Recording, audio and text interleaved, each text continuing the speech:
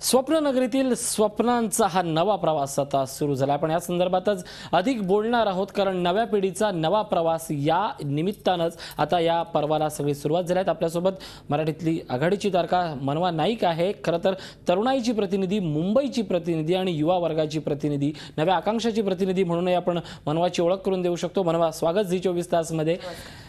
पहिली सगळ्यात मोठी प्रतिक्रिया म्हणजे आज मेट्रो सुरू झाली, एक मुंबईकर म्हणून काय वाटतंय? मला वाटतं की प्रत्येक मुंबईकरचा सर्वात मोठा प्रॉब्लेम हा आता ट्रॅफिक आहे। आणि मला वाटतं की मेट्रो सुरू झाल्यामुळे एकंदरीतच म्हणजे अनेक लोक मेट्रोने जसं प्रवास करतील तसंच रस्त्यावरचा ट्रॅफिक कमी होणार आहे अशी खूप मोठी आशा आहे। मेट्रोचं काम गेले वर्ष 2 वर्ष चालू होतं, त्याच्यामुळेही झालेले अनेक ट्रॅफिक जॅम्स आता बंद होतील अशी एक सगळ्या दृष्टीनेच एक आशा निर्माण करणारी ही मेट्रो मुंबईमध्ये आलेली आहे। नक्कीच आशा निर्माण करणारी ही मेट्रो आहे। आपण काही वेळापूर्वीच ही सगळा जो प्रवास कसा असणार आहे त्याचा एक आढावा घेतला आमचे प्रतिनिधी देवेंद्र कोलटकर यांनी।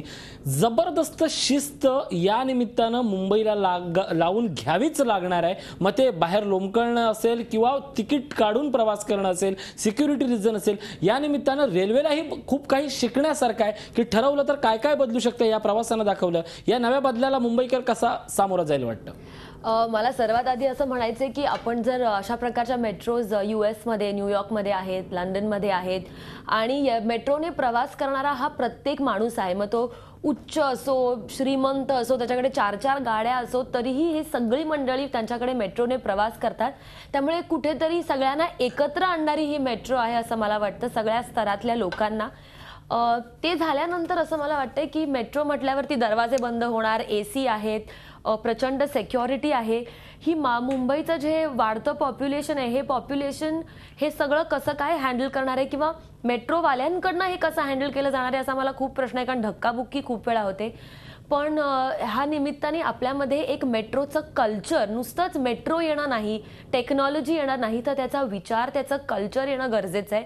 एकदा कल्चर आलं की आपोआप लोक शिस्तीने प्रवास करायचा, धक्का मारायचा नाही, हाताने दरवाजे खेचून उघडायचे नाहीत, ह्या सगळ्याच गोष्टी पाळल्या जातील आणि हळूहळू खूप सिक्युरिटी ओरिएंटेड ही मेट्रो होईल अशी मला आशा आहे। नक्कीच हा प्रश्न विचारला त्यामागे कारण थोडंसं असं आहे की तूही आता सिनेतारका असते तरी एक प्रवासी होती, मुंबईकर म्हणूनही लोकलचा प्रवास अनुभवलाय, त्या प्रवासाच्या आठवणीने आता हा नवीन प्रवास, हा फरक कसा काय सांगशील? मला ॲक्च्युली ट्रेनने प्रवास करायला प्रचंड भीती वाटते, कारण एवढी गर्दी असते, ते प्लॅटफॉर्मवरती ट्रेन येते, लोक त्याच्यामध्ये उड्या मारतात, त्यामुळे त्याच्यामध्ये एकंदरीत क्षणाक्षणाला आपण आता पुढचा क्षण आपलं काय होणार आहे असा एक प्रश्न मनात सतत लोकलच्या बाबतीत येतो।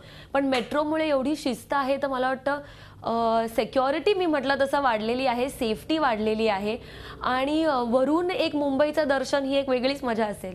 नक्कीच एक वेगळीच मजा असेल। एक सिनेसृष्टीच्या निमित्तानं प्रवास, खरं तर मुंबईवरचे सिनेमे, मग त्यात 26/11 असेल, वेन्सडे असेल किंवा डोंबिवली फास्ट असेल, त्यात रेल्वेची एक वेगळी ओळख होती। या निमित्तानं आता बॉलिवूडला, मराठी सिनेमासृष्टीलाही आता मेट्रोचा प्रवास, मोनोचा प्रवास हे दाखवण्यासाठी काही वेगळे बदल करावे लागणार आहेत। एक अभिनेत्री म्हणून या बदलांना कसं काय तू पाहशील, सांग? मला वाटतं नक्कीच वेगळे बदल होतील।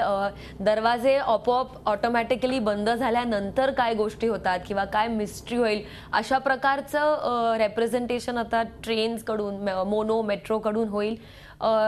तुम्ही एक अतिशय इंटरेस्टिंग आयडिया दिली आहे मला वाटतं फिल्म मेकर्सना की नवीन थीम्स या मेट्रोकडनं येतील। मला वाटतं एकंदरीत आपला जो देशाचा प्रोग्रेस चालू आहे आणि मुंबईचा जो प्रोग्रेस आहे यामध्ये अतिशय गरजेची गोष्ट ही मेट्रो आहे आणि ती चित्रपटसृष्टी always depicts what is there in the reality, त्यामुळे ते नक्कीच चित्रपटामध्ये लवकर येईल।